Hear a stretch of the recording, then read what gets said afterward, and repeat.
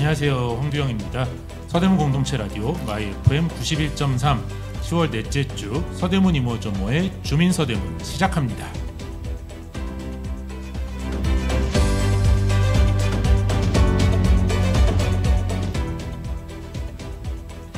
네, 아침 저녁이면 쌀쌀하단 말이 절로 나오죠. 저는 이번 주에 제 신간이 본격적으로 서점이 풀리고 해서 좀 반응들이 기다리느라 초조하게 보냈습니다. 유튜브로 보시는 분들은 제 앞에 이렇게 책이 저희가 놓아놨는데요.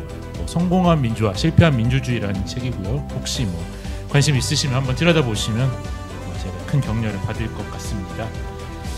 책 쓰느라도 참 고생했는데 하느라 고생, 또 반응 어떨까 초조하고 가끔은 이걸 왜 하나 싶을 때도 있긴 있는데, 그래도 인생이란 게 결과는 알 수 없지만 뭔가 애써 노력하고 또 기대해보는 것, 그것 자체가 괴롭지만 또 재밌는 일 아닌가, 그런 스스로 생각도 해봅니다. 오늘도 차승현 서대문 노동시민네트워크 상임대표님, 황호환 서대문 공동체 라디오 제작본부장님 함께하고 계십니다. 반갑습니다. 네, 안녕하십니까. 이번 주는 유독 저희 단톡방에도 일주일 내내 별 말씀들이 없으셨는데 다들 한 주 별일 없으셨어요? 네, 늘 잘 지내고 있습니다. 또 이제 슬슬 이제 또 내년 준비해야 되고 이런 게 있으니까 그런 거 준비하느라고 또 저희들끼리 회의도 많이 하고 그러고는 지내고 있습니다. 또 은근히 또 이렇게 일이 많아요, 또 동네에. 10월은 바빠요. 네, 축제도 그렇죠. 행사도 많고 좋은 일 나쁜 일 참 많이 있죠. 다들 건강 잘 챙기시기를 바라고요. 차 대표님은 잘 지내신다고 하셔놓고는 며칠 전에는 페이스북에 글쓰기 반응이 너무 없다고 이렇게 약간 투덜대셨던데. 얼굴책이 정치적 박해를 하는 것 같아요. 정치적 글 쓰면은 유독 노출이 안 되는 것 같아요. 그냥 음식, 그냥 야구 이야기, 드라마 이야기 이렇게 하면은 좀 이렇게 관심이 있는데, 정치 이야기하면 사람들이 관심도 없고 공유도 안 되고. 근데 어떤 사람들은 와가지고 이제 먹는 거 올리면은 이제 정치 관심 없냐? 왜 이런 것만 올리고 있냐? 또 이러고 계시고. 이런 시국에 왜 먹는 것만 올리냐? 네네네. 네, 그런 식으로 얘기하죠. 네. 맞아요. 이게 SNS도 다 자기들의 검열이 있는 것 같고. 근데 갑자기 진짜 페이스북이 정치적 글쓰기를 정말 누구 말대로 검열을 하는지 어쩐지는 모르겠지만 이게 잘 공유가 안 되는 것 같아요. 그렇죠. 비슷한 내용이라도 링크를 어떻게 다냐, 그런 거에 따라서 다른 것 같고. 요즘은 진짜 글 내용도 그렇고 사진에 보통 이제 글을 이제 포토샵으로 만들어서 올리기도 하잖아요. 네, 포스터 같은 거예요. 네, 그런 것까지 이제 AI가 다 검열을 하는지 어쩐지 모르겠지만 그런 의심이 아주 강하게 됩니다. 의심이. 아니요, 진짜로 그런 것 같아요. 음성도 다 검열을 하는 것 아닌가? 저도 이제 다른 방송 하면 내용에 따라서 사람들이 관심이 많은 윤석열 그런 키워드를 제가 음성으로, 그게 메인 내용이 아니더라도 윤석열 정부 이렇게만 얘기해도 조회수가 다르고, 그런 거 봐서는 약간 노출도 훨씬 많이 되는 것 같고 있긴 있는 것 같아요. 제가 그래서 이 책 지금 올릴 그 글에다가 좋아요 눌렀더니 또 책 광고가 바로 뒤에 따라오더라고요. 근데 이 책 그 정확한 이름이 성공한 민주화, 실패한 민주주의. 네. 근데 이렇게 표지만 봤을 때는 86이 아니고 36으로 보이는 것 같아요. 그런가? 네, 36개 주랭랑. 그래, 누가 주랭랑을 할지는 좀 지켜봐야겠네요. 원래 386, 36 이런 건가? 그렇군요. 그럼 본격적으로 이번 주 소식 좀 살펴보겠습니다. 첫 번째 소식은 서대문구 1인 가구 관련한 보고서가 발표됐다라는 소식입니다. 이게 올해 초부터 진행된 서대문구 1인 가구 실태 조사 및 정책 개발 연구 용역이라는 조사가 발표가 된 거고요. 이제 구에서 이제 외부 기관에 용역을 해서 발주한 거죠. 그래서 서대문구의 1인 가구 수가 총 54,288가구. 로 비율로 보면은 39.9%다, 이렇게 결과가 나왔는데요. 전국적으로 2022년 기준으로 34.5%가 1인 가구니까 전국 평균보다는 약간 높은 편이라고 볼 수 있을 것 같은데, 여기 아무래도 좀 오래는 되니까 어르신들도 많이 살지만 연령별 비율을 보니까 20대 미만이 36.2%, 20대 이하가 36.2%, 30대가 18.8%로 젊은 층이 좀 절반 이상 차지해서요. 저희가 이제 대학가도 있고 아무래도 또 어떤 직장인들이 다니는 뭐 좀 그런 데 동네랑도 가깝기 때문에 약간 젊은 층이 그래도 평균적인 1인 가구 분포보다는 많은 편이었다. 그렇게 나왔습니다. 약간 저희도 이제 그 방송국을 이제 저희가 이거 그 허가 받으려고 신청할 때 또 이 서대문구의 상황이 어떤지에 대해서 조사를 한 적이 있었는데 약간 서대문구는 아예 젊거나 아예 나이가 많거나 약간 이렇게 약간 양극단에 걸쳐 있는 경우가 많더라고요. 제가 볼 땐 그러다 보니까는 1인 가구가 당연히 자연스럽게 많을 수밖에 없는. 그러니까 결혼 안 한 1인 가구, 그다음에 연세가 있으신 1인 가구 이렇게 있어서 좀 평균보다 높은 이유가 그것 때문이 아닐까? 약간 이런 생각도 드네요. 네. 어쨌든 대학가 특히 이제 신촌, 연대, 이대 이렇게 이제 학생 수가 많은 대학가는 학생들이 졸업을 하고 나서도 그 주거 환경이 익숙하기 때문에 직장을 얻어도 몇 년간은 결혼하기 전까지 대학 근처에서 산다는 이야기도 있더라고요. 맞아. 그런 경우들도 제 친구들도 이제 뭐 서울에 아닌 데서 온 친구들은 뭐 서울에 익숙한 동네니까 여기서 하면서 특히 최근에는 이제 취업 기간도 길어나고 취업을 해도 바로 자기가 여기가 완전히 자리를 잡았다고 생각하는 경우가 별로 없고 계속 뭐 이직을 준비한다거나 뭐 자격증을 더 준비한다거나 그런 경우가 많아서 대학가 근처에서 계속 머물게 된다. 그런 뭐 기사들도 전에 있었죠. 그런 것들도 좀 반영이 되지 않았을까 싶고요. 이제 500가구를 대상으로 조금 더 집중적으로 설문조사를 해보니까요. 1인 가구가 평균 혼자 지낸 기간이 98.6개월이라고 하니까 이제 8년 정도 되는 거죠. 8년 정도 되고요. 현재 주택에 거주한 기간이 72.5개월로 약 6년이나 됐습니다. 뭐 좀 한 번 알면 오래 사는데 이거는 평균이니까 사실 젊은 친구들은 한 건물에 6년이나 사는 경우는 많지 않을 것 같고 어르신들이 좀 서대문구에도 이제 오래된 주택들이 많다 보니까 뭐 한번 터를 잡으신데 오래 사시는 경우가 평균을 진짜 그거에서 많이 올리신 것 같네요. 많이 올리신 것 예. 같아요. 학생들이 많은데도 이렇게 나오는 걸로 보면은 뭐 개인적인 편의와 자유 때문에 1인 가구가 됐다는 게 24.8%, 직장 및 학교와의 거리 가 23.4% 등으로 이제 1인 가구가 된 이유가 남아 있었고요. 뭐 나머지는 뭐 1인 가구이기 때문에 뭐 정부의 복지 혜택이나 주택 지원 등에서 차별을 받는다라고 느끼는 비율도 다른 1인 가구들이랑 비슷하게 높았고 40.6%가 단독주택 그리고 18.9%가 다세대 주택에 산다고 해서 평균적인 비율에 비하면 아파트 거주 비율은 상당히 낮은 진짜 낮네요. 네, 비율. 아파트에 혼자 사는 거는 네. 서로가 다 부담이겠죠. 네. 그렇죠. 뭐 이거는 그런데 이제 뭐 이 통계는 안 나왔는데 전체 전국 1인 가구 대상으로 한 통계청 자료를 보면은 이제 뭐 월세 비율도 압도적으로 1인 가구가 그렇겠죠. 높다. 뭐 그런 비율들이 얘기들이 나오고 있고 혼자 생활하며 곤란한 점에 대해서 했는데 아플 때 힘든 점 없다가 7.6%밖에 안 돼요. 그러니까 92.4%는 뭔가 힘든 게 있다라고 대답하니까 좀 많이 좀 복지 정책을 들여다봤는데 위급할 때 대처할 수 없다. 이제 말씀하신 대로 아플 때겠죠. 거기가 35.9%. 그리고 뭐 식사 해결 뭐 23.8% 이 순으로 높았고요. 경제적인 어려움이 있다. 그런 것도 16.7%로 높았습니다. 네. 그래서 뭐 나머지 것들은 뭐 다른 1인 가구 통계들에 비해서 그렇게 아주 두드러지는 것들은 없는데 조금 젊은 층이 많고 1인 가구 비율도 높은 편이다.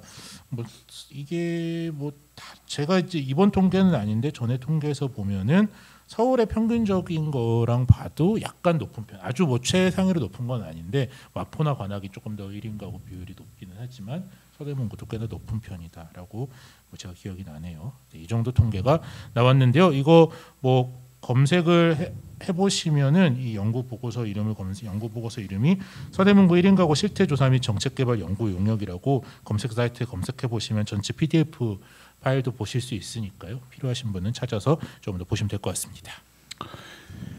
예, 서대문구청에서 발주한 정책 연구 용역인 거죠? 예, 맞으시죠. 근데 이제 보면은 연구 용역에 이제 어떤 이 과제가 나왔으니까 어떤 해결책들도 제시를 하셨을 것 같긴 한데 우선은 지금 새로운 구청장님이 들어서고 난 다음에 청년 정책관과를 이렇게 만들었는데 결국 이제 청년의 주거, 뭐 일자리, 뭐 이런 것까지 다 이렇게까지 이제 좀 집중적으로 좀 해보겠다 이런 의지신 것 같은데 사실 이 전 이제 청장님 계실 때는 청년 주택을 계속 만들었다는 소식이 많았어요. 만들려도 실패한 경우도 있었고. 뭐 이제 근데 주로 만들었다는 얘기가 그쵸. 많죠. 뭐 예. 이하이가도 어쨌든 그렇고. 시도는 계속했었죠. 여기 예. 그 남가자 이동 입구에도 그렇고 대학생 연합 기숙사도 있고 그렇죠. 뭐 등등 이렇게 많은데 그 이후에는 좀 뭐 들리지는 않는 것 같고 그 다음에 이제 혼자 사시는 어르신들하고 젊은 이제 청년들하고 매칭시켜서 함께 살게 하는 이런 프로그램도 있고 그렇거든요. 그렇죠. 있었죠. 근데 이런 거를 봤을 때 지금 청년 정책과까지 만들고 나서는 어떤 지금 그런 사업, 활동, 정책 이런 게 펼쳐지고 있는지 창업소관 학교. 뭐 전 사실 잘 모르겠다는 생각이 들고 또 하나는 이제 우리가 이 방송을 통해서도 서대문구 곳곳에 재개발 지역에 대한 이렇게 그 이야기도 조금 많이 나눴잖아요. 그러면서 서대문을 전체로 아파트로 할 건가 뭐 이런 생각도 했었는데 지금 나온 통계로 봤을 때는 아파트에 사는 1인 가구는 거의 없다는 거잖아요. 좀 매우 적다. 평균에 비해서 굉장히 적다. 그러니까 근데 이제 점점 이게 아파트가 되면은 1인 가구는 서대문에서 다 이제 밀려나는 구조가 되는 그렇죠. 것도 있겠죠. 사실 근데 이런 통계를 보면 예를 들면 정치인들이 왜 1인 가구나 이런 학생들이나 20대한테 30대 이런 이렇게 혼자 사는 사람들이나 이런 사람들한테 뭔가 이렇게 정책을 우선적으로 안 하게 되는지가 보이기도 해요. 반대로. 그러니까 사실 반대로 이런 불안정한 상황이기 때문에 굳이 이 사람들에 대한 정책을 할 필요가 있을 것인가에 대한 표 계산을 막 하면 안 나게 할 가능성이 되게 높다는 거죠. 그냥 단순 표 계산을 하게 되면. 그게 이제 정주율에 따라서 이제 그쵸. 어차피 이 사람들이 여기 지역에 대해서 오래 있지 않기 때문에 여기 현직의 정치인들이나 혹은 이 동네의 정책에 대해서 크게 관심이 없을 거다. 뭐 그러긴 하는데 계속 아파트만 만들어내면 결국 관심 없는 사람들 더 관심 없게 만들고 내보내는 거잖아요. 전체적인 것으로 봤을 때 저는 지역의 정책은 정주율을 높일 수 있는 결국은 살만한 동네를 만드는 데 있기 때문에 뭐 1인 가구 없이 우리가 표준 가구라고 하는 그런 가구들만 산다고 다 좋은 것도 아니고 다세대 뭐 이런 단독에 많이 산다고 하는 거는 이제 어르신들이 홀로 혹은 둘 뭐 이렇게 이제 계속 사신다는 건데 여러 가지 면에서 이제 정책적인 이제 허점들이 이건 어느 뭐 집행부를 떠나서라도 전체적으로 사회적으로는 조금 있는 것 같아요. 그렇죠. 뭐 이런 건데 이런 연구 영역이 뭐 정책을 개발하는 기능도 하지만 우리가 뭔가는 했다라고 이제 약간 좀 알리바이 핑계대기로만 그치는 경우가 있는데 어쨌든 돈을 들여서 뭐 조사가 나왔으니 좀 구체적인 뭐 정책적인 발전이 있었으면 좋겠네요. 뭐 주거 안정 최우선 필요라고 헤드라인이 나왔으면은 주거 안정에 대한 문제로 고민을 하는 정책이 나오기를 기대하면 되겠네요. 네. 그러니까 이제 명지대 근처에 제가 살잖아요. 그 명지대 근처도 보면은 아주 예전식 그 자취방, 하숙집 뭐 이런 데도 아직 여전히 있거든요. 오래된 다세대 주택 같은 경우에 이제 이런 거를 이제 구가 뭐 우리 그린 파킹 주차장 지원해 주는 것처럼 좀 리모델링을 해가지고 1인 주거들이 살 수 있는 그런 식으로 좀 이제 리모델링 해보는 것도 뭐 고민해볼 정책 같아요. 어쨌든 뭐 1인 청년 주거 뭐 아까 쭉 나왔지만은 이제 아플 때 그리고 이제 상대적으로 뭔가 이렇게 경제적인 부담이 이제 1인 가구는 있을 수밖에 없는 상황 뭐 이런 것들에 대한 지원들을 어떻게 할 건가도 사실은 좀 고민을 해보면 저도 한 1년인가 2년 자취해 본 적이 있거든요. 혼자서 한 번 아팠는데 와 이거 못하겠더라고요. 그래서 사실 들어갔습니다. 그때 한 번 아프고 나서. 그러니까 한참 뭐 소셜 다이닝이라는 뭐 이런 것도 많이 유행하고 했었는데 요즘 뭐 이제 그냥 아예 집에서 배달 시켜 먹는 게 제일 편해서 그런가 그런 것도 이제 많이 사라지는 것 같아요. 좀 고민을 좀 이어가 보도록 하겠고요. 다음은 뭐 요새 계속 좋은 가을 날씨가 이어지고 있어서 홍제천 폭포 카페 뭐 가시는 분들도 많고 또 이런저런 행사들도 열리고 있는데요. 그래서 이제 여기가 기억하시겠지만 오세훈 서울시장의 수변 감성 도시 사업의 1호 사업입니다. 그래서 약간 성공 모델로 꼽혀서 다른 데서도 비슷한 걸 만들고 싶어 한다. 뭐 그런 얘기들이 약간 서울시 내용이겠죠. 서울시 발에 좀 자랑 삼아 하는 기사가 나왔는데 뭐 어쨌든 뭐 홍제천에 실제로 사람들이 많이 찾고 있고 또 가보면 또 나름의 재미가 있는 공간인 건 맞아서 뭐 시에 따르면 매달 5만 명 이상의 방문객이 몰리고 있다. 근데 거기가 지나가는 길이니까 이 방문객을 어떻게 추계하는지는 잘 모르겠는데 어쨌든 서대문구 관계자가 지난 8월에만 음료가 19,000잔 판매됐다라고 하니까 실제로 굉장히 많은 사람들이 오고 있는 것 같아요. 그래서 뭐 많이 오는 건 알았는데 이렇게 통계로 뭐 19,000잔이 판매됐다 그런 자료는 처음 공개됐네요. 네, 맛있지는 않습니다, 솔직히. 아니 거기 또 일하시는 분들은 나름 또 자부심이 있고 맛은 주관적인 거니까. 그런데 뭐 특별하지 않다 그냥 평범한 카페죠. 예, 편의점에서 파는 커피 같은 그런 좀 대중적인 원두를 쓰긴 해요. 네. 그래서 그거는 뭐 어쩔 수 없죠. 네. 근데 뭐 다만 뭐 보면 그러니까 처음에는 저기 사람 많이 오는 게 좋을 건가 그랬는데 또 그리고 보니까는 괜찮더라고요. 폭포 보면서 앉아 있는 거가. 다만 이제 지금이 좀 날씨가 점점 추워지면 이제 실내에서만 봐야 되는 상황이 올 거라서 조금 그건 아쉽긴 하던데. 겨울 되면 물도 끊어버리니까 사실 조금 그냥 돌담 보고 있는 느낌이. 그래도 거기는 이제 겨울에는 흘러내린 물이 얼어가지고 그것도 예쁘긴 해요. 그럼 어쨌든 그걸 바깥에서 볼 수는 없으니까 어쨌든 이제 안에 들어가서 이제 카페나 아니면 거기 옆에 있는 이제 뭐 작은 도서관 여기만 사용해야 되는 상황이기 때문에 약간 이제 뭐랄까 운신의 폭이 줄어들긴 하는데 아니 뭐 보면 볼수록 괜찮더라고요. 네. 저는. 아니 근데 19,000잔이 팔린 게 그러니까 뭐 어쨌든 장사가 안 되는 것보다는 잘 되는 게 좋다고 할 수도 있긴 있는데. 내가 주변에서 카페를 하는 사장님이면은 조금 짜증이 날. 그러니까 이거를 그러네요. 수요를 다 없애버리는 거 아니에요. 있겠다. 거기 근처에도 이제 원래 하루에 한 600명 정도 꼴로. 하루 그죠. 일일 평균 한 600잔 정도가 팔린다는 건데, 와 600잔이면은 거의 홍대에서 팔리는 수준인데, 진짜로.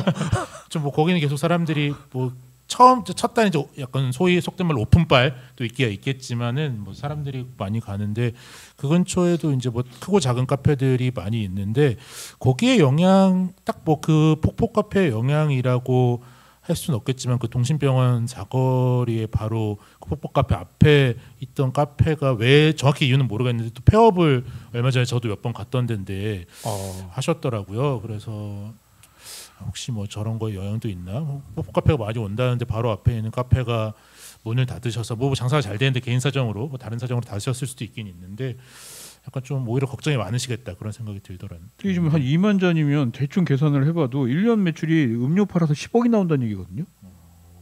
이거 뭐 약간 청년들을 위해 쓰겠다고 그때 했었는데 근데 이제 카페 하나가 10억이 나올 정도면 거의 홍대에 있는 수준 맞습니다. 홍대에 있는 수준은 홍대에 있는 큰 카페 수준으로 팔리는 거로 제가 알고 있거든요.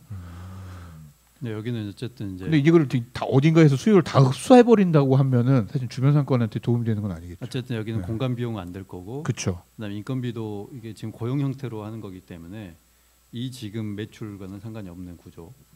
거기에다가 이제 수익은 아까 했던 것처럼 이제 여기도 청년과가 지금 이제 하고 있기 때문에 청년 활동의 목적을 갖고 이 돈을 사용할 건지는 모르겠어요. 뭐 장학금으로 주겠다고 그러더라고요. 수익금은 다 그 대학생 장학금으로. 뭐 어쨌든 이번에 노동인권 문화제를 그곳에서 했을 때 가서 봤는데 공간이나 뭐 이런 건 옆에 도서관도 있고 주민도 많이 찾고 좋은 공간으로 이제 만들어져 있는 것 같긴 해요. 네, 정돈도 많이 됐어요. 네네네. 네. 근데 유독 외국인들이 많이 보여서 그러니까 뭔가 그냥 잼버리 끝나고 안 가셨나 뭐 이런 생각이 들긴 했는데 그러니까 뭔가 핫플레스된 느낌이어가지고 굉장히 근데 외국인들이 많다는 느낌을 받았고 또 하나는 이제 주민들이 또 많이 찾으시고 거기에 이제 예전에 왜 이런 생각을 못했지라는 생각이 들 정도로 잘 된 것 같아요. 그런데 노동인권 문화제 때도 잠깐 말했지만 앞에 그 정책 사업을 광고하는 그 부분에 참 뭐 개발하겠다는 거 좀 적당히 좀 했으면 좋겠다는 생각도 들어요.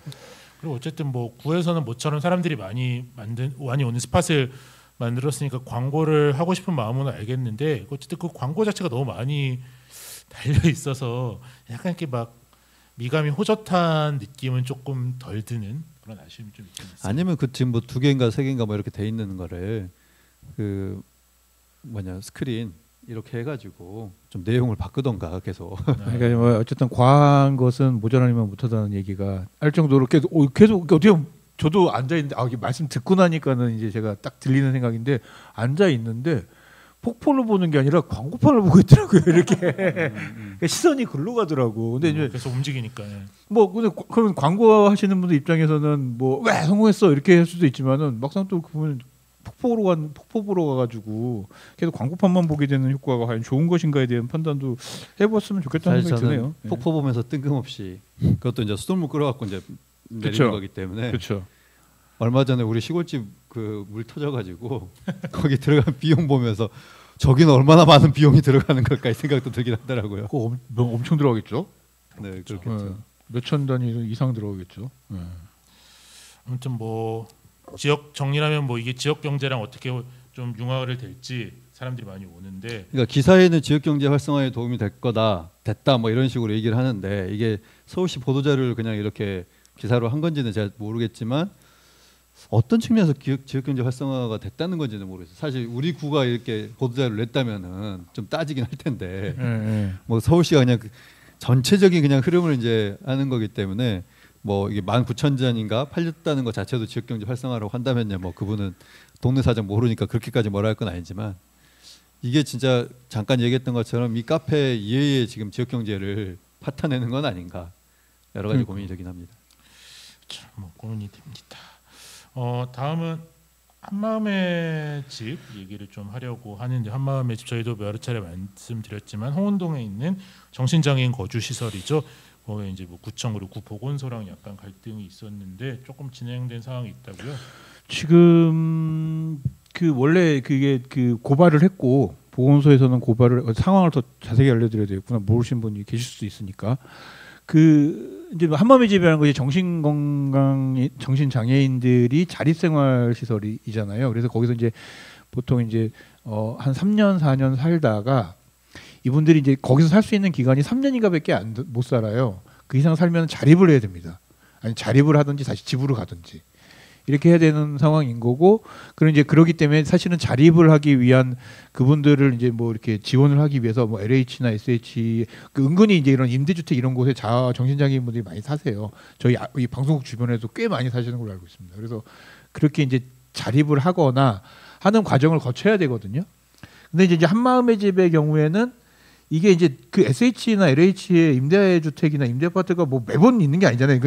뭐 누군가가 이렇게 자립을 해야 되는 상황에서 항상 그런 주택이 기다리고 있는 게 아니잖아요. 그러니까 거기 이제 원장이 주변의 집들을 임대를 해서 원장 이름으로 임대를 해서 이제 이 사람들에게 월세를 받고 살게 한 거죠. 그래서 이제 하나는 그 한마음의 집이라고 하는 시설 저쪽 건너 다른 곳에 있는 빌라를 임대한 거고, 또 하나는 그 한마음의 집 2층을 임대해서 이렇게 이제 이 자립하고 이제 여기서 이제 3년을 사셨던 분들이 이제 나가야 되는 상황에서 그분들에게 이제 임대를 주고 이렇게 월세를 받고 이렇게 해서 살게 했는데, 구청 보건소에서 이거는 강제 수용이다.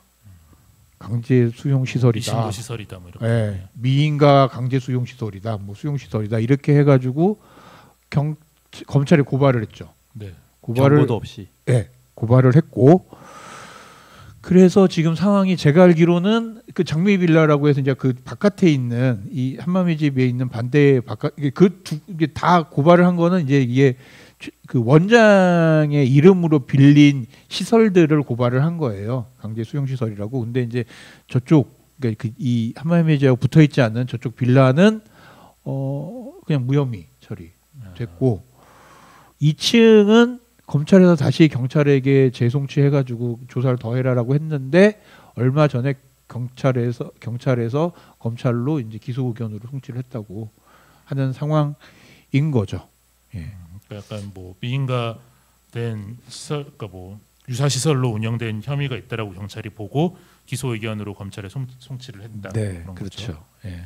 근데 이제 이 상황이 이제 이게 웃긴 게 뭐냐면 어쨌든 자립을 시키기 위한 과정에서 이렇게 생겨난 일이거든요. 그러니까 예를 들면 이게 우리가 법도 있고 조례도 있고 서울시 조례도 있고 구의회 조례도 있어요. 그러니까 정신장애인들을 자립하기 위해서 어떻게 지원할 것인가 해야 한다라고 뭐 하는 이런 조례들은 겁나 많아요. 근데 현실적으로 그게 안 되는 상황에서 이런 시설장이 어쩔 수 없이 자기가 이름으로 임대를 해서 예를 들면 월세를 받고, 저희가 월세로 임대를 했으니까 그 월세만큼 받고 임대를 해서 이렇게 한 거에 대해서 이게 수익을 예를 들면 그 보건소장이 뭐라고 했는지 정확한 워딩이 기억은 안 나는데 뭐 이렇게 수익을 냈다 그 사람들을 통해서 약간 착취했다 약간 이런 느낌으로 고발을 한 거거든요. 근데 이렇게 하는 게 좀 맞는 건가라는 생각이 좀 들고, 자꾸 이렇게 좀 약간 문제를 이렇게까지 해석을 해버리면은 정신장애인들 자립이나 이런 것들이 썩 도움이 안 되고 오히려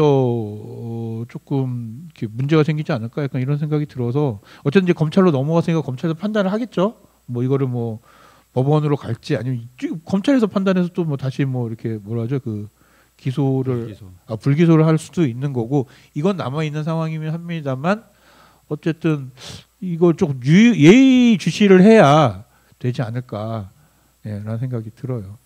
말씀하신 대로 뭐 불법에 법적으로 엄격하게 따지면 불법인 소지가 있을 수 있더라도 충분히 관리 감독을 통해서 뭐 사실 그 장애인 당사자분들이 그냥 원래 임대를 명의로 그냥 임대를 하면 사실 되는 문제이기도 사실 해서 그렇게 해결할 방법이 충분히 있었는데 이게 바로 일종의 전전세로 볼 수도 있긴 그렇죠. 전전되죠. 뭐 근데 이게 뭐 시설 운영자가 전전세를 한 게 이제 뭐 유사 시설이냐 뭐 그렇게 보는 법적 쟁점이 있는데 뭐 그런 의도가 아니었으면은 그렇게 의도에 맞도록 그 장애인 당사자들이 뭐 그 원래 집주인이랑 하도록 해라 뭐 그런 여러 가지 방법이 있었을 텐데 이렇게까지 문제를 푸는 것 자체가 조금 안타까운 상황이기는 합니다. 그리고 이제 그 보건복지부에서도 이제 내려온 게 이 법을 해석할 때 강제 수용 시설이라는 것들을 해석을 하는 것 자체를 엄격하게 하라고 그러거든요. 그러니까 강제로 수용한 것에 대한 것을 반대하는 것이지 저렇게 이제 약간 이런 식으로 하는 것까지 하는 건 조금 과도한 거 아니냐라는 유권 해석도 사실은 보건복지에서 내려온 것도 있어요. 근데 너무 좀 과도하게 강력하게 근데 이게 전전세가 될 수밖에 없는 이유도 그거거든요. 왜냐면 이분들이 여기서 한 2년 내지 4년 살다가 더 좋은 임대주택이나 SH나 LH 이런 데가 나오면은 나가셔야 되니까 이분들 이름으로 계약을 하면 너무 이제 번거로워지는 거야 상황이. 그리고 이제 이분들이 여기서 사는 동안에 그 월세 쪽으로 받은 걸 가지고 식사하시는 분에게 인건비를 주는 거죠. 식사를 해드리는 것까지도 해가지고 포함해서 한 분당 60만 원 정도씩 받았다 하더라고요. 근데 이게 이제 과연 수익을 낸 건가? 한 분당 한 60만 원씩 받아서 뭐 방 3개에서 180만 원 받았고 뭐 그리고 이게 이제 식사를 대접을 했고 잠을 자고 프로그램도 같이 하고 이런 것들이 과연 착취인가? 뭐 약간 수익을 낸 것인가? 일종의 그냥 하숙비를 받았다 이건 거잖아요.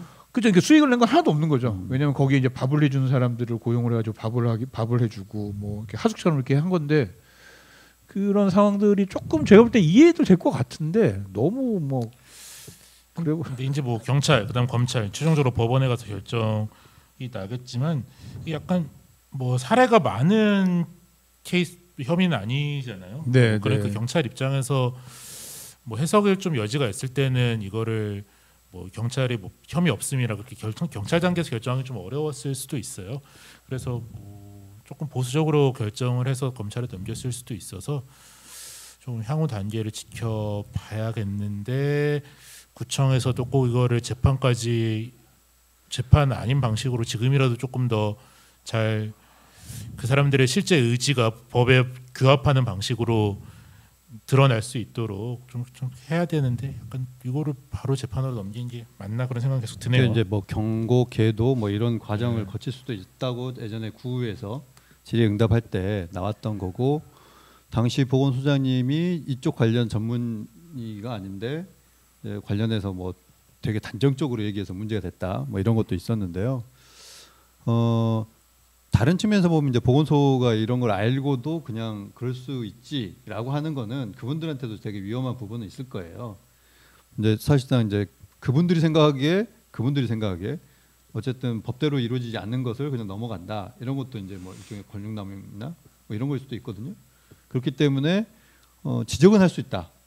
다만 이거를 경고나 뭐 계도를 통해서 한번 개선할 수 있는 여지를 주고 그럼에도 불구하고 계속적으로 문제가 되면은 뭐 경찰 고소나 검찰에 뭐 이렇게 한다거나 할 수 있는데 그 단계가 없고 그 다음에 또 문제가 되는 건 지금 이제 한마음의 집 자체가 지금 나가야 되는 거잖아요. 이미 거긴 나갔고 나갔는데 지금 거기 그 보증금 해달라는 거. 보증금을 지금 주지를 않고 있어가지고 그것도 별도로 집주인이랑 민사 소송이 진행 중인데 그 집주인이 문제는 서대문구 지역사회보장협의회 사회보장협의회 회장인가 그래요. 그러니까 이게 이 집주인이 뭔가 이렇게 그 사회복지단체 협의회 회장인데 이 사회복지단체가 나가는 보증금을 20년 동안 살았는데 원상복구를 하라고 20년 월세를 살고 원상복구 하라는 얘기를 저는 들어본 사례가 없는데 원상복구를 하라면서 보증금을 지금 안 주고 있는. 그것도 뭐 별도의 또 민사소송이 진행 중이죠. 예. 그래서 지금 약간 뭐 엎친 데 덮쳤다고 하면서 이게 뭐 일이 안 좋은 일이 계속 온다 약간 이런 식으로 해서 힘들어하고 있습니다. 그래서 많이 응원해 주시고 조금 더 관심 가져주시면 좋을 것 같다는 생각이 듭니다. 뭐 사실 저는 정신장애인들이 얼마나 우리 이 사회에서 같이 살 수 있을 것인가에 대해서 좀 고민할 때 구청 보고서장 저렇게 해석해 버리면 되게 위험할 수도 있다.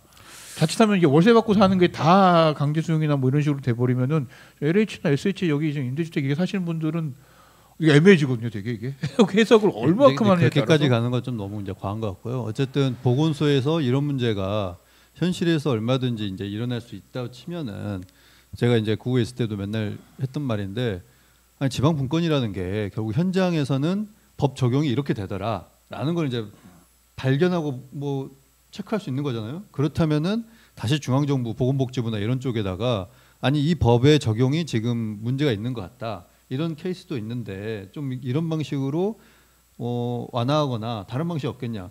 이게 보수 정권이 들어올 때마다 맨날 하는 얘기 하나 있어요. 규제 완화. 좀 이럴 때 좀 제대로 된 제도를 만들어 보는 것도 중요한 역할이 같다는 오히려 근데 반대로 하는 거잖아요. 왜냐하면 보건복지부에서는 그 법 그렇게 세게 해석하지 않는 게 좋은 법이다. 이 법은 강제 그거란 거는 예를 들면 옛날에 뭐 이렇게 그 신안 그 염전 뭐 약간 이런 사건들처럼 그런 사건들에 대한 그런 거지. 약간 이런 거 될 수 있으면 이걸 좀 약하게 해라라고 오히려 이렇게 유권 해석하는 차원에서 이렇게 보내준 서류가 있거든요. 그런데 보건소는 굉장히 서대문구는 강력하게 이거를 해석을 하고 있다는 거가 오히려 반대인 거죠, 사실은 지금 상황은. 그렇죠. 사실 뭐 미인가 시설의 문제 하도 뭐 어려운 문제죠. 실제로 이제 아기를 가지고 미인가 시설을 운영하시는 그 경우도 있으니까 경우도 많아서 쉬운 법은 아닌데 이게 어쨌든 이 장애인 자립에 대해서 공공의 영역이 닿지 않는 회색지대에서 일어나는 일들이라 이거를 그 꼭 시설을 운영하시는 분이나 장애인 당사자한테 책임을 묻는 게 아니라 어떻게 보면 이제 공공의 영역에서도 그 사람들이 충분하게 자립할 수 있는 기간 또한 관리를 할 역량을 갖추지 못했다고 이게 뭐 정책적으로도 반성이 좀 돼야 되는 부분이긴 해요. 네. 네. 여기서 한번 끊고 갈게요. 노래 하나 들어야죠. 이제 홍제천 카페 폭포 많이들 더 놀러 오시고요. 오시는 김에 서대문구에서 식사도 하시고 다양한 또 지역 경제에도 이용하시라는 뜻에서 윤현상의 밥 한 끼 해요 듣고 오겠습니다. 네, 2부 시작하겠습니다.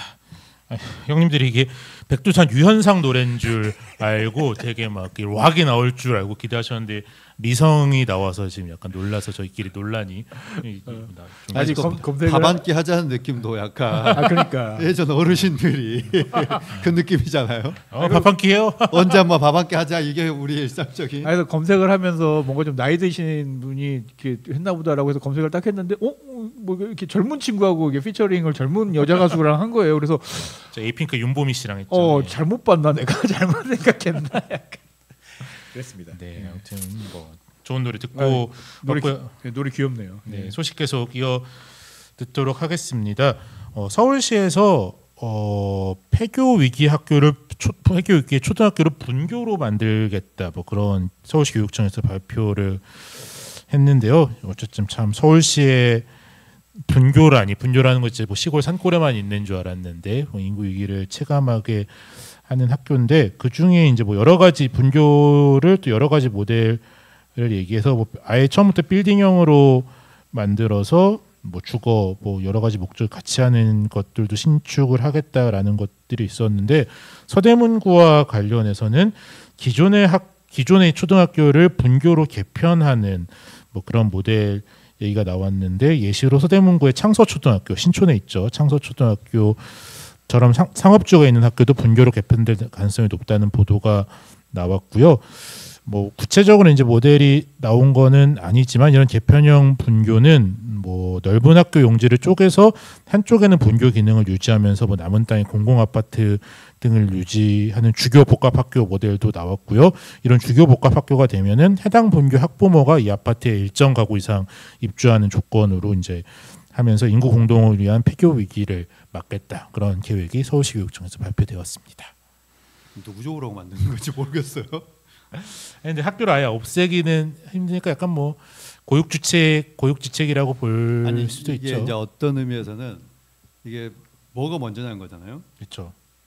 학교가 이제 학생 수가 줄어드니까 그걸 어떻게 해야 될 것인가의 고민 속에서 이게 나왔는지, 주택을 지을 땅이 없으니까 이렇게라도 찾아서 이 정책이 나온 건지. 아니 학생들이 실제로 주는 건 사실이죠. 아니, 주는 건 맞아요. 주는 건 맞고 건너편에 있던 창천초등학교인가도 없어졌던 걸로 아는데, 그러니까 창서초등학교도 이제 굉장히 큰 지금 이제 그런 위기감이 있는 건 알겠는데, 지금 나온 대책이라고 하는 게 너무 어이없는 거 아니에요?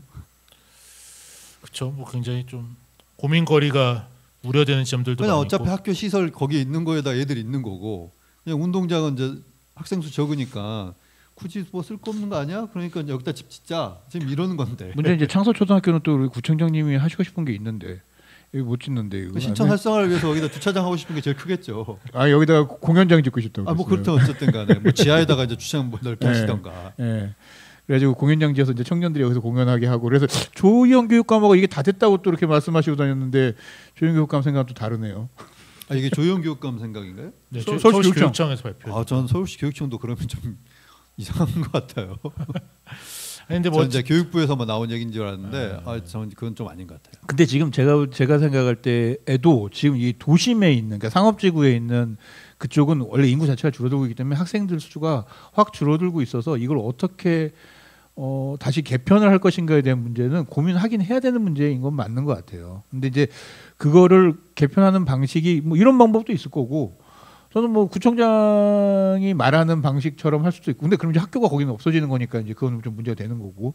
근데 이렇게 해서 학교를 이제 줄여서 이제 운동장이 없는 건 이제 우리 같이 나이 든 사람 입장에서 운동장이 없는 게 말이 되냐라고 얘기를 할 수 있지만, 또 뭐 없이 살 수 있으면 또 살 수 있을 것 같기도 하고 뭐. 근데 이제 신촌이 전반적으로 우리는 다 뜨내기들만 있다고 생각하는데, 신촌 동으로 봤을 때는 인구가 그렇게 적진 않아요. 거기도 한 2만 5천 명, 2만 명 정도 이렇게 살고 있거든요. 근데 대부분 다 아까 1인 가구 어쩌고 했던 것처럼 1인 가구들이 좀 많겠지만, 이제 동교동 삼거리 쪽으로 갈수록 이제 신촌 거기 사는 분들이 있고, 그다음에 뭐 대신초도 있고 뭐 이렇기 때문에 둘 중에 하나는 뭐 이럴 수도 있지 않겠냐도 있겠지만, 참 그런 부분이 있는 것 같아요. 학교라고 하는 게 없을 수는 있겠죠.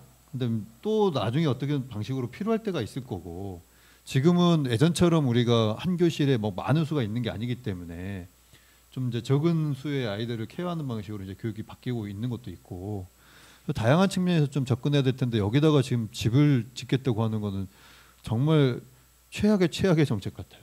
그러니까 뭐 집을 짓는, 어떻게 집을 지어서 이제 오히려 그 학생을 유치하는 방법으로 집을 짓는 그런 것도 있는 거죠. 거기에 이제 학부모들이 우선적으로 좀 살도록 해서 이제 뭐 학교랑 집이랑 거의 붙어 있는 방식으로 뭐 임대주택을 한다. 그럼 뭐 구체적으로 입주가 누가 하느냐에 따라서 좀 모델이 다를 수 있을 것 같긴 한데, 뭐 우리끼리도 잠깐 논쟁을 했지만 뭐 약간 좀 논쟁거리가 많이 있어요. 창석초등학교뿐만 아니라 우리가 뭐 충정로 쪽들도 있고, 이 서대문구도 약간 도심이나 상업지구랑 붙어 있는 지역들은 좀 인구 공동화가 심각한데, 여전히 옛날에 지었던 학교들, 오래된 전통 있는 학교들도 많이 있잖아요. 초등학교뿐만 아니라 중고등학교도 뭐 갈수록 좀 고민이 될 것 같기는 하네요.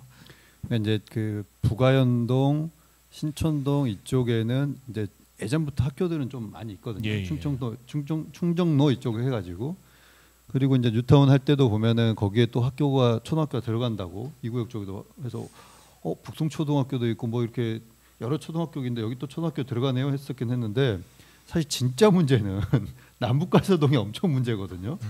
여기 인구가 거의 지금 10만 명이 살고 있고 취약아동도 많은데 4개 동인데 초등학교 3개밖에 없어요. 그렇죠. 특히 가장 인구가 많은 북가자 이동에 초등학교가 없죠. 그렇죠. 그래서 이제 이런 곳에 초등학교를 이제 만드는 것도 하나의 큰 문제고, 특히 난가자 일동의 우리 가자울 초등학교 같은 경우는 원래 정상적이라는 표현은 좀 그럴 수 있지만 어쨌든 흐름대로 보자면은 취약 아동의 숫자가 이제 그렇게 많지는 않을 거다 봤는데, 엄청 많. 이제 새 학교고 그러니까. 또 그러다 보니까 아파트가 붙어 있고 하니까 뭐 길 건너고 이럴 일이 없잖아요. 그러니까 이제 취약 아동이 있는 가정이 아예 이쪽으로 이사 와가지고 그렇게 이제 학교가 많아지더라고요, 학생 수가. 근데 그런 방식의 고민은 있을 수는 있지만, 있는 기존의 학교를 좀 이렇게 하는 거는 조금 좀 안타깝네요. 어쨌든 이제 있는 기존의 학교들이 이걸 시점으로 이게 뭐이 아이디어가 좋은지 안 좋은지 저는 판단하기 어렵긴 합니다만 있는 기존 학교를 어떻게 우리가 활용하거나 어떻게 뭘 할 것인가에 대한 논의는 이제 시작은 확실히 하긴 해야 될 것 같아요, 진짜로. 그러니까 이거 상상이 안 되긴 합니다. 사실 뭐 이런 경험을 해본 적이 없기 때문에 상상 안 됩니다. 이 방식은 상상이 안 됩니다만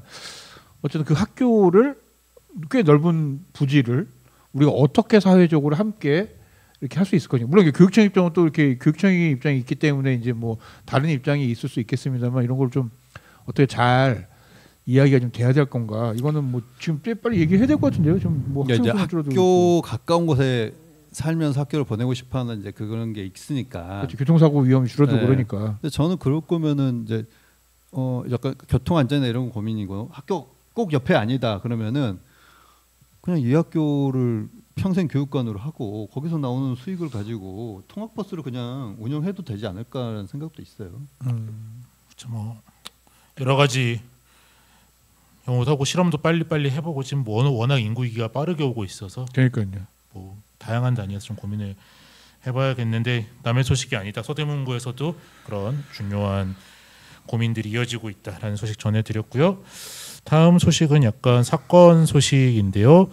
지난 16일 4층 높이의 빌라 서대문구에 있는 4층 빌라에서 화분 6개를 연달아서 길로 던진 사건이 있었고 당시 좀 낮 시간이라서 통행자들도 있었는데 뭐 다행히 다친 사람은 없었는데 그래서 뭐 경찰과 소방대원이 와서 이걸 말리는 와중에도 화분을 던져서 좀 피해가 있을 수도 있는 있을 뻔했던 상황이고 이 뭐 피의자는 정신질환을 앓고 있던 것으로 확인돼서 가족 동의하에 응급 입원 조치에 뭐 들어갔다라고 합니다.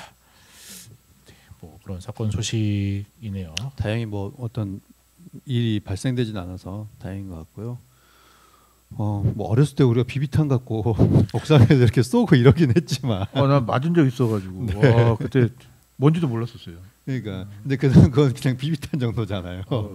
근데 진짜 이렇게 그 위에서 어떤 물체를 낙하시켰을 때 정말 큰 사고가 날 수도 있기 때문에 좀 이거는 여러모로 안전에 좀 뭐 해야 될 것 같아요. 좀 위험한 얘기인데 어쨌든 정신 질환이나 정신 장애를 가지고 있다고 하니 이것도 이제 약간 관리가 안 돼서 약간 이런 거 아닌가라는 생각이 들어서 겹쳐져서 또 이렇게 아까 일부에서 했었던 이야기랑 좀 겹쳐지고 이러면서 도대체 이제 우리가 얼마나 이런 거에 원래는 정책적으로든 뭐든 잘 하고 있나 또 약간 이런 생각이 들기는 하네요. 예. 네, 고민이 많이 다 있는데 어쨌든 지금 뭐 이런 사건 있으면 참 공포가 생기고 또 정신장애인들을 더 철저하게 뭐 차단해야 된다 그런 생각이 뭐 자연스럽게 들 수도 있는데 그렇지 않고 좀 어떻게 하면 어울려 살 수 있을까 복합적인 고민이 필요한 것 같습니다. 우리가 2주 연속 지금 이 문제 가지고 이야기를 하고 있잖아요. 예. 센터가 지난주에 이제 센터에 너무 인력이 부족하다 그런 문제도 있었고 뭐 한마음심뿐만 아니라 지금 현재 이제 이런 홍제천 주변에 사시는 분의 일도 있었고 했는데 첫 번째는 전체적으로 우리 꼭 이 질환을 갖고 계신 분들뿐만 아니라 전체적으로 우리가 행복한 삶을 살 수 있는 구조가 돼야 되고 사회가 이분들을 어떻게 함께 살 수 있는 환경을 만들 건가 이게 중요한 것 같습니다. 그렇죠. 다음 소식은 뭐 또 짧게 살펴볼 것이 구청장 이성원 구청장이 10월 19일 매일경제랑 인터뷰를 했는데 전체적인 내용은 계속 강조하시던 부분에서 크게 다르진 않고 또 뭐 연세로 관련해서도 뭐 서울시 탓을 계속 조금 하는 내용이 있었고요. 제가 좀 꼽아온 것은 경의선 지하와 관련한 부분인데요. 경의선 지하화 자체는 계속 조금 얘기를 하고 있었는데 5만 평 용지의 신대학로를 조성해서 뭐 연구단지나 창업단지, 공연장, 체육시설, 공원, 주차장 등 인프라 시설 한 곳에 모아서 청년들을 위한 뭐 그런 신대학로를 만들겠다고 해놓고 어떻게 해결할 거냐, 어떻게 이거 돈을 할 거냐, 민자를 유치하는 방향으로 구토교통부이 서울시와 적극 협의한다라는 뭐 그런 것들이 있었는데 뭐 민자 유치도 전에 아예 없던 얘기는 아니긴 한데 약간 두 내용이 좀 모순되죠. 그죠. 인프라를 공공 인프라를 구성을 하는데 민자를 유치하면은 민간 사람들은 무슨 이득을 노려 여기에 진입을 하는 거죠? 그러니까 민자를 유치했다는 거는 민자를 낸 사람들이 그 땅을 다 마음대로 사용 수익을 내라라는 사용하고 분양을 하겠다. 수익을 내라라는 의미로 민자를 유치하는 건데 정작 민자를 유치해서 니들은 사용 수익 여기서 내면 안 되고 여기는 우리 인프라를 지을 거야라고 하면 이게 민자 유치 안 될 것 같은데요. 진짜? 결국 기부 체납 받겠다는 얘기죠. 근데 기부 체납을 받더라도 이게 한 30년 후에 받는 거잖아요. 이게 법적으로. 그러니까 30년 동안은 어쨌든 사용을 해야 되는 것이고 공공 인프라도 전체적인 거는 인간업자가 개발을 하고 네. 거기에 기부 체납으로 몇 개를 공공 인프라로 받겠다. 지금 이게 이제 계획이겠죠. 그렇게까지 디테일한 계획이 있는지는 잘 그렇지 않고는 말한 대로 민간. 근데 그러기에는 5만 평에다가 지금 산학공동연구단지, 청년창업연구단지, 스타트업 기업, 공연장, 체육시설, 공원, 주차장들의 인프라 시설 다 때려넣는 거는 그거말로 빌딩 하나 만들라고 다 때려넣으면 될 문제잖아요. 그렇게 뭐 공원을 몇 평으로 만든다 그런 건 없었으니까. 그러네. 뭐 공연장도 뭐 몇 평이다. 100평짜리 공원. 공연장도 몇 석이다. 50석 뭐 이렇게. 근데 또 이거 하려면 또 용적률 갖고 또 싸워야 될 거고. 그렇죠. 근데 제일 중요한 거는 늘 말하지만 지하하고 왜 거기에다가 건물을 지으려고 그래요. 선형의 공원을 만들자니까요. 아니 그리고 이게 지하화를 한다고 해서 마치 이게 상상처럼 뭐 5만 평이 이렇게 뭐 이렇게 네모나거나 이렇게 되는 게 아니잖아요. 그냥 일자로 쭉 가는 거잖아요. 이렇게 그렇죠. 길 따라서 거기에 많은 것들을 어떻게 개발을 해서 넣을 수 있을지는 조금 그리고 이제 그림이 안 나올 것 같은데. 여기 우리 사회적 경제 마을 자치센터도 네. 철길 위에다 지어져 있잖아요. 그렇죠. 기차 지나가면 울려요. 그렇죠, 울리죠. 네. 그래서 거기는 건축 단가도 일반 평지에서 짓는 것보다 뭐 10%인가 15%인가 한번 더 들었어요, 돈이. 그러니까 이건 지하하는데도 돈 더 들고 여기다 건물 지으면은 그 진동에 견딜 수 있는 뭐 이런 것도 해야 되거든요. 그리고 터널도 거기에다 건물을 지으면은 하중을 견딜 수 있게 또 뭘 해야 될 거잖아요. 일반적으로 비용도 많이 들고 저는 이게 사회적 효과도 건물 지금 그렇게 해야 되는지. 그러니까 전에 서울시장 보궐선거 때 뭐 집 한참 그럴 때였잖아요. 그러니까 이렇게 지하해서 여기다 집 짓고 그 다음에 한강 주변에 집 짓고 그 다음에 뭐 경부 고속도로 그 위에 집 짓고 뭐 이런 얘기들이 너무 많았는데 예전에 한겨레 무슨 칼럼에 누가 그 말 썼어요. 이럴 거면 5천만이 다 서울에 살자. 지금 이렇게 갖고 다 이렇게 집중시켜야 될 때인가는 잘 모르겠어요. 그렇죠. 아무튼 근데 구청장님도 이제 임기가 어느덧 한 30% 정도 지났는데 약간 아주 그냥 흐릿한 청사진 외에는 이 거대한 사업에 대한 진척이 그렇게 계획 뭐 실제로 시행되는 건 기대하지 않죠. 계획 자체가 이렇게 좀 이해가 안 되는 것들이 해결이 안 되는 것 같긴 해요. 그분은 뭐 적어도 한 8년은 자기 임기로 생각하고 계실 거니까. 그럴까요? 아무튼 네, 뭐 마무리하기 전에 10월에 좀 여전히 계속 좋은 행사들이 있는데 일단은 서울시 그림칩스 페스티벌이라는 것이 첫 개최되는데 뭐 지속 가능한 디자인 제품과 서비스를 선보이는 거라고 해요. 저도 홍보 자료만 봐서는 정확히 잘 모르겠는데 서대문구 연희동을 비롯해서 마포구 연남동, 중구 DDP에서 같이 개최된다고 하니까요. 연희동에서 오늘 24일부터 다음 달 2일까지 개최된다고 하니까 뭐 오가시면서 뭐 지속 가능한 디자인 제품을 보실 수 있을 것 같고요. 또 이제 또 열리는 행사가 2020 인문 다큐 영화제가 서울시 서대문 저희 이대 후문 쪽에 있는 필름 포럼에서 열린다고 합니다. 이건 문화체육관광부에서 후원하는 행사라고 하는데요. 인문 다큐라는 것이 뭐 제가 이제 리스트를 대충 봤더니 지역의 어떤 특징적인 뭐 요소나 지역의 어떤 싸움들, 그 지역의 인물들 그런 것들 어떤 지역의 인문적인 자원을 가지고 다큐멘터리를 맡은 것들을 모아놓은 행사라고 하고요. 작품당 한 20-30분으로 대체로 다 단편 다큐멘터리로 30작품 정도가 상영이 되는데 전 회차 무료 상영이라고 하니까 좀 가벼운 마음으로 다른 서대문구를 다룬 작품은 눈에 띄진 않더긴 하던데요. 장소가 이대 후문 가까우니까 시간이 되신다면은 가서 보시는 것도 새로운 경험이 되실 것 같고요. 10월 27일 12시부터 21시까지 열리고요. 인문다큐 영화제 검색하시면 뭐 무료로 예매를 할 수 있습니다. 다른 보도 자료를 더 보실 게 있을까요? 아니 임시정부 기념관에서요. 네네. 그 특별전 물결 파동 그래가지고 이렇게 물결 파동 미디어에 나타난 대한민국 임시정부 이런 주제로 해가지고 9월 26일부터 시작을 했어요. 그래서 내년 2월 18일까지 진행을 한다고 하는데 미디어에 나타난 우리 뭐 임시정부에 대한 내용들 좀 궁금하신 분 있으면 가면 좋을 것 같고 저도 한번 우연찮게 잠깐 갔었는데 한번 가볼만 하시는 공간입니다.